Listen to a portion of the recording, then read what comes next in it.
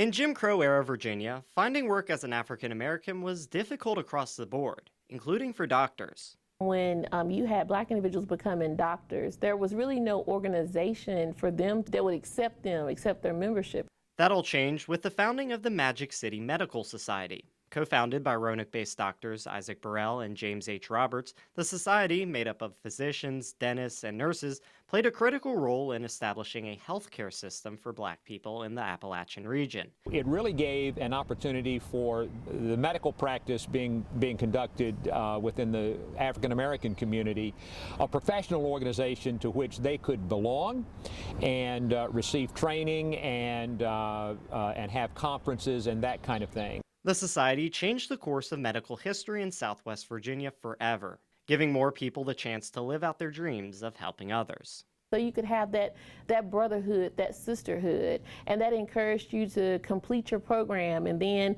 it gave you a network of individuals and they could help you, get started professionally. It was a tremendous and critical need for that society to exist back in that time. That need sometimes even extended beyond the African American community. Society member Dr. Percy Corbin set up his practice in the town of Pulaski. When the 1918 flu pandemic hit, Dr. Corbin treated both white and black patients.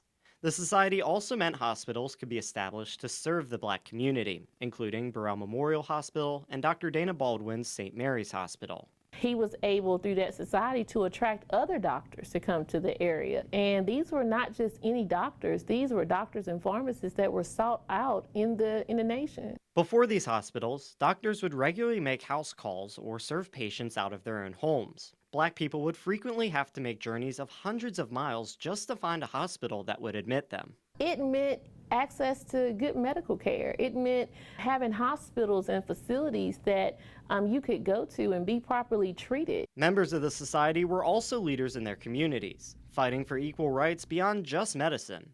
They also held prominent roles in what would become national organizations like the National Dental Association and the National Medical Association. While the Magic City Medical Society no longer exists, the impact of the organization and its members will forever be ingrained in the patchwork of Southwest Virginia.